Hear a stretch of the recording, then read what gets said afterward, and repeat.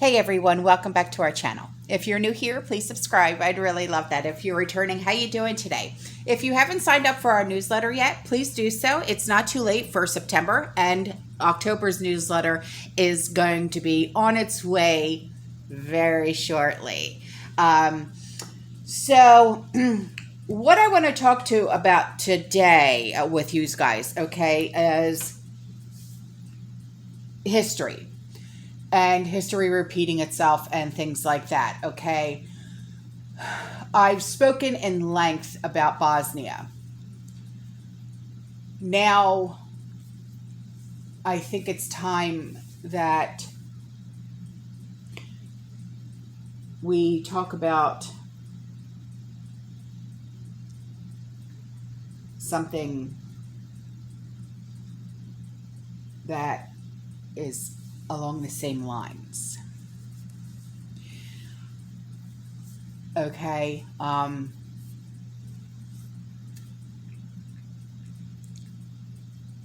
remember, I don't know, I'm sure all of you remember, unless you're much younger than me, okay?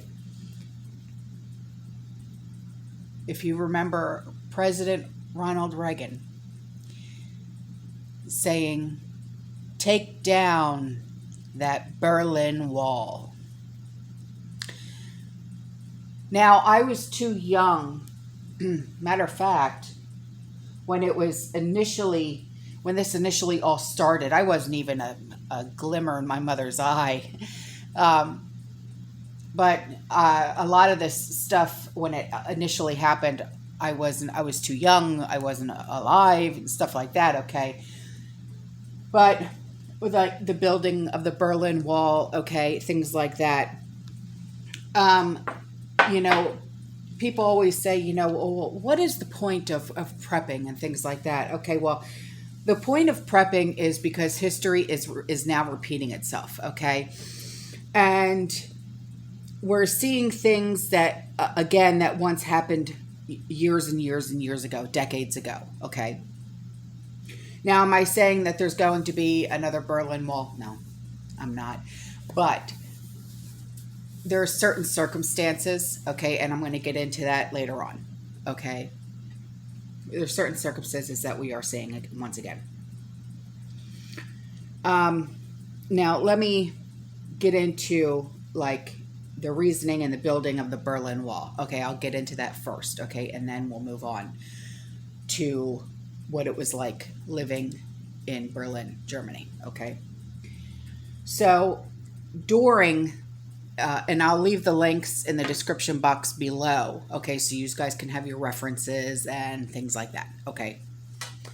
So during the 1950s, okay, the city of Berlin was still divided into a Western zone consisting of the American, British, and French sectors, and a Soviet zone.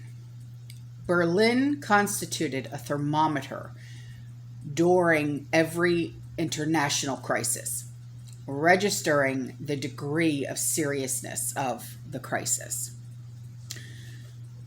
The Western Allied powers were determined to uphold their rights in the former capital of the Reich. For the communist government of the German Democratic Republic, or GDR, West Berlin was a constant provocation, as it was an easy escape route for many East Germans who wanted to flee the country. Now, in 1953, production levels in the German Democratic Republic, or GDR, were poor. In order to stimulate production, the Socialist United Party, or SED, led by Stalinist Walter Ulbricht, imposed increasingly severe working conditions on the workforce. However, he did not offer in exchange any prospect of an improvement in the people's standard of living. East Berliners noted with envy the ever-increasing economic prosperity in the Western sectors. On June 16th and June 17th of 1953, strikes broke out in East Berlin, and spread rapidly throughout East Germany. Now, these uprisings, however, were brutally put down by Soviet troops, leaving many dead and injured. The defeat of the June 1953 riots resulted in several 100,000 East Germans fleeing to the Federal Republic of Germany, or FRG. More than 2 million people had crossed from east to west in less than 10 years. In order to stop this mass exodus, which particularly weakened the country's economy, the GDR finally prevented people crossing to the west. During the night of August 12th and 13th of 1961, East German workers, flanked by soldiers, built a wall between the east and the west Berlin that made passage impossible. The Western powers resigned, could only register their verbal protest during a visit to Berlin on June 26, 1963. President JFK, he expressed his sympathy for West Berlin by declaring, "Ich bin ein Berliner." In practice, it was virtually impossible to cross the wall of shame. Now, this closed the border became the most tangible symbol of the Cold War and the division of Europe. Okay? So,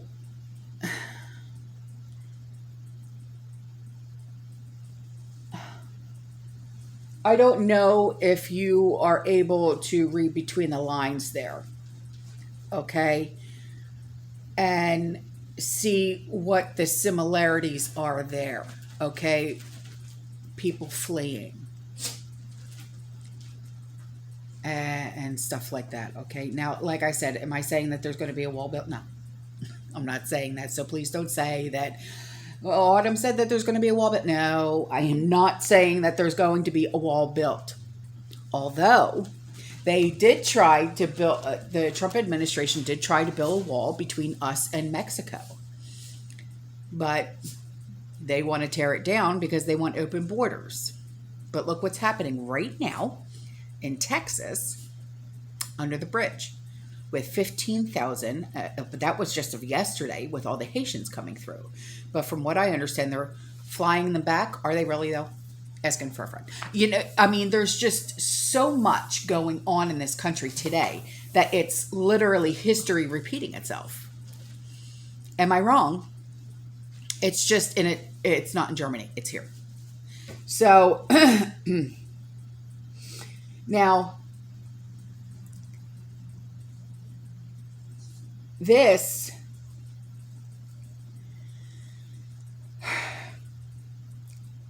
it is 3 decades, okay, since the fall of the Berlin Wall, okay, and the concrete barrier separated the East from the West for 28 years during the Cold War.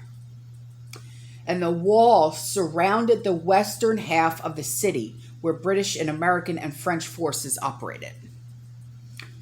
Over the wall in the east, a Soviet army was poised for the conflict that would never come. And the German capital was split into two, with East German citizens largely banned from traveling to the West. Now, life on the other side of the Iron Curtain was far from easy. Those who lived in the East remember those years as a time of shortages, being spied on, and feeling trapped. Now, this explains why over the nearly 3 decades of the Berlin Wall, thousands of people tried to escape from the East to the West. While the Cold War never resulted in direct military conflict, 140 East Berliners were shot trying to cross into the West. When the wall came up in 1961, a sixth of the East German population had already moved to the West. One of those who stayed behind was a woman by the name of Heidi Brauer, and that's Brauer, who still vividly remembers how bleak and punctuated by shortage life was. She said, if you wanted to buy a car that was a small Trabi Trabant, you had to wait 10 to 12 years.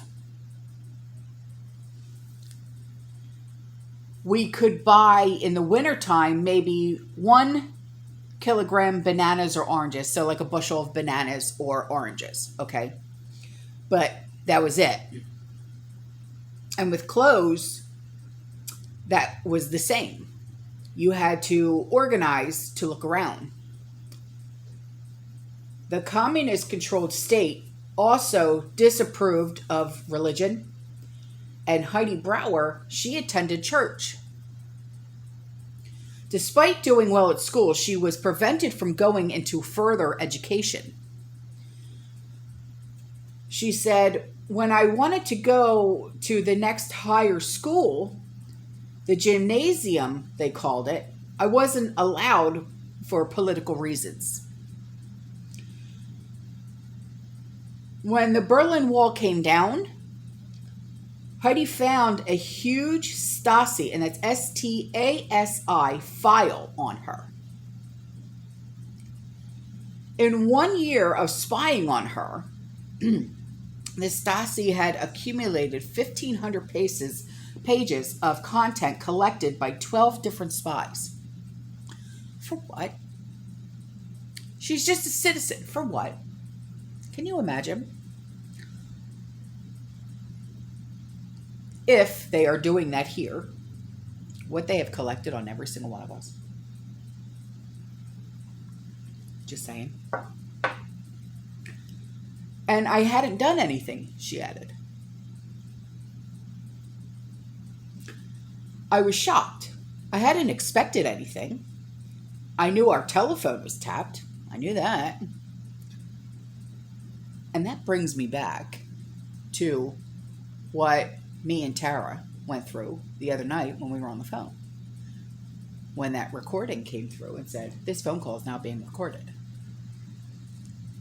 So she said, I noticed that the letters I was expecting never arrived. I found them 25 years later in my file, and photographs as well. She used to send letters and pictures to her father, who lived in West Germany at the time.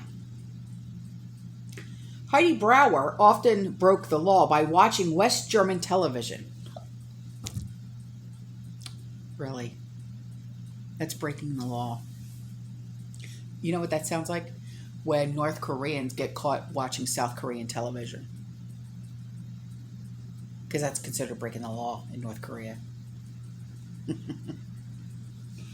She learned English by listening illegally, keep that in mind, illegally, to the British Forces Broadcasting Service, or BFBS, the British Forces radio station broadcasting in West Berlin. She risked prison multiple times by phoning the station. I never phoned from home, and I knew nearly every public phone in East Berlin, so I changed every time. Today, Heidi Brauer helps refugees escaping other cages in places like Syria. However, 30 years after the fall of the Berlin Wall, she has new fears. The growing threat of nationalism and right-wing extremism are her topics concerns. Right-wing extremism. Okay. We're not the extremists. Conservatives, Republicans, we're not the extremists here. No, we're not. We're really not. Before the wall came down, they called "We Are the People." This is in German. Sind das Volk. she said. Now the right wing took this phrase and we have to say no. You are just a minority. We're Sandasfolk. We are the people. So,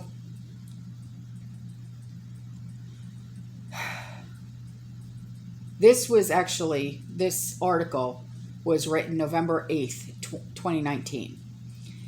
But this article was the only thing that I could find that was about someone who actually lived in this time, or during the Cold War, I should say, that gave accurate depiction of what it was like there. Okay.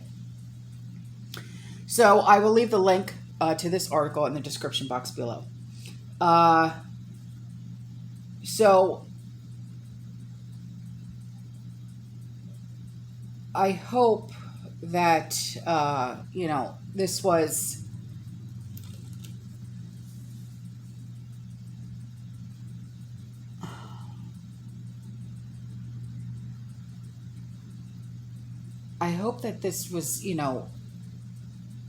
not like this opened eyes a little bit more, because I really, it's just so hard to say. It really is, because history is repeating itself. It really is, and everyone sees it. And that's actually a common comment that I get on a lot of videos. History is repeating itself. History is repeating. Yeah, I know that. I do. And another video that I want to do is revisiting something else. But it's on the Depression era. And I'll be doing that tomorrow. And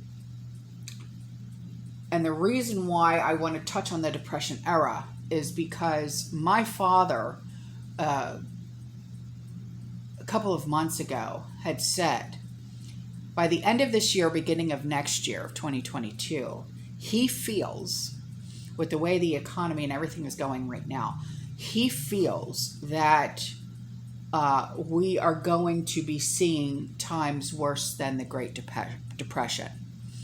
So,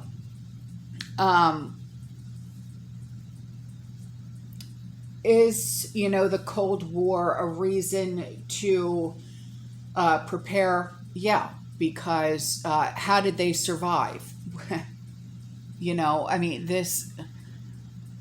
Would we be able to survive something like that, if we were not prepared? No. Can you imagine not knowing that they had files on us like that? I'm sure they have files on us now. It's just ridiculous. It's ridiculous. How did they survive? They couldn't even buy a car. There was a waiting list of 10 to 12 years. Can you imagine what it was like trying to get food? Clothes? No. Wow. So tomorrow I'll be touching on the Great Depression and how it affected not just the American people, but other countries as well. All right, guys, I'm out of here. I love you. I'll see you in the next one. You stay safe. You stay positive. You keep prepping. And as always, fearless.